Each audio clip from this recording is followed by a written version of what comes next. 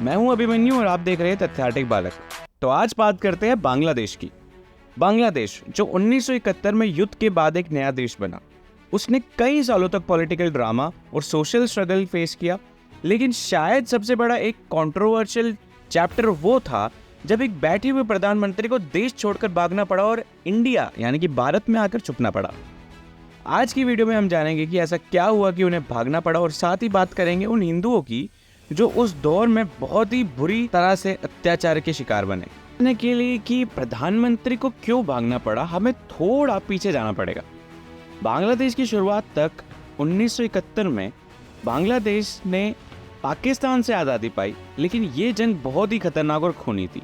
इस जंग ने कई नए देश बनाए पर गहरे जख्म भी छोड़े। और शेख मुजीबुर रहमान, जिन्हें बांग्लादेश का जनक कहा जाता है, उन्होंने देश को आज़ादी दिलाई। लेकिन 1975 में जब उनकी हत्या कर दी गई तो उसके बाद देश में राजनीतिक अस्थिरता का दौर शुरू हो गया। इसके बाद बांग्लादेश में कई मिलिट्री कूप, हत्याएं और सत्ता की लड़ाई देखने को मिली। इस उथल पुथल वाले माहौल में बांग्लादेश की राजनीति बहुत ही डेंजरस हो गई, और जिस प्रधानमंत्री की बात हो रही है उन्हें इस खतरनाक माहौल का सामना करना पड़ा, और धीरे धीरे उनकी पोजीशन भी कमज़ोर होती चली गई। तो जैसे जैसे बांग्लादेश का पॉलिटिकल माहौल और भी खतरनाक होता गया, प्रधानमंत्री पर जान का खतरा बढ़ता गया। और ये तो पक्का नहीं है कि कौन कौन से कारण थे, लेकिन माना जाता है कि उन्हें न सिर्फ पॉलिटिकल राइवल्स से बल्कि देश के अंदर के कट्टरपंथी तत्वों से भी खतरा था। इंडिया जो हमेशा से पड़ोसी देशों के पॉलिटिकल एग्जाइल्स के लिए सेफ हेवन रहा है, प्रधानमंत्री की पहली पसंद बना। लेकिन ये भागना सिर्फ उनकी जान बचाने के लिए नहीं था, बल्कि इसके पीछे और भी गहरे और डार्क कारण थे।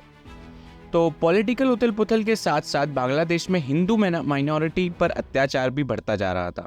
इस उत्पीड़न की जड़ें 1947 में इंडिया के बंटवारे तक जाती है। बंगाल को दो हिस्सों में बांटा गया था, ज़्यादातर हिंदू वेस्ट बंगाल और ज़्यादातर मुस्लिम ईस्ट बंगाल, जो बाद में ईस्ट पाकिस्तान और आखिरकार बांग्लादेश बना, वहाँ पे चले गए थे।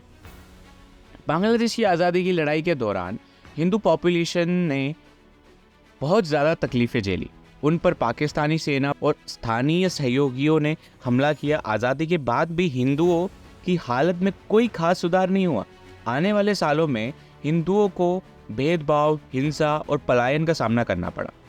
जिस समय प्रधानमंत्री देश छोड़कर भाग रहे थे, उस समय हिंदुओं पर होने वाले अत्याचार बहुत ज़्यादा बढ़ चुके थे। ज़मीन हड़पना, जबरन धर्म परिवर्तन और व्यवस्थित हिंसा आम हो गई थी। माना जाता है कि प्रधानमंत्री के भागने के पीछे की एक वजह ये भी थी कि वह इन कट्टरपंथी ग्रुप्स के बढ़ते प्रभाव से खुद को दूर रखना चाहते थे। और बांग्लादेश में हिंदुओं की उत्पीड़न सिर्फ एक धर्म मुद्दा नहीं था, ये एक पॉलिटिकली मोटिवेटेड स्ट्रैटेजी थी जिसे सत्ता हासिल करने के लिए अलग अलग ग्रुप्स ने इस्तेमाल किया। प्रधानमंत्री का इस हिंसा को रोक पाने में असमर्थ होना, या शायद इन ग्रुप्स का सामना करने की अनिच्छा और उन्हें कमज़ोर बना गया, और आखिरकार उन्हें भागने पर मजबूर कर दिया। प्रधानमंत्री के भागने से बांग्लादेश में गहरा असर पड़ा। इसने देश की लोकतंत्र को नाजुक स्थिति में डाल दिया और समाज के अंदर गहरे विभाजन को सामने लाया। इंटरनेशनल कम्युनिटी, जिसमें मानवाधिकार संगठन भी शामिल थे, उन्होंने बांग्लादेश में हिंदुओं के उत्पीड़न पर ध्यान देना शुरू किया, जिससे बांग्लादेश के मानवाधिकार रिकॉर्ड की बढ़ती जांच होने लगी। जहां प्रधानमंत्री की भाग एक व्यक्तिगत सुरक्षा का मामला था, वहीं ये उस दौर में बांग्लादेश की राजनीतिक विफलताओं को और माइनॉरिटी समुदाय के प्रति किए गए अत्याचार का प्रतीक भी था। उस समय की घटनाओं ने देश की पॉलिटिकल कल्चर और माइनॉरिटी के प्रति उसके व्यवहार पर एक साथी स्थायी छाप छोड़ दी। आज बांग्लादेश ने कई क्षेत्रों में प्रगति की है, लेकिन पिछले समय में जख्म अब भी बाकी है। प्रधानमंत्री के भागने और हिंदुओं के उत्पीड़न की कहानी हमें याद दिलाती है कि पॉलिटिकल पावर के दुरुपयोग का क्या नतीजा हो सकता है और सभी समुदाय की सुरक्षा कितनी ज़रूरी है। जैसे हम इस काले अध्याय पर विचार करते हैं, ये याद रखना ज़रूरी है कि इसे हमें क्या सीखने को मिलता है। लोकतंत्र और मानवाधिकार बहुत नाजुक होते हैं और इन्हें सतर्कता और संपूर्ण के साथ सुरक्षित रखना चाहिए। अगर आपको मेरी वीडियो अच्छी लगी होगी तो प्लीज़ इस चैनल को सब्सक्राइब करना, इस वीडियो को लाइक करना, इस वीडियो को शेयर करना, और ऐसी अमेजिंग टॉपिक्स मैं लेकर आने वाला हूं। तो तब तक के लिए देखते रहिए तथ्यार्थिक बालक। तो मिलते हैं आपसे नेक्स्ट वीडियो में, तब तक के लिए जय हिंद, जय भारत।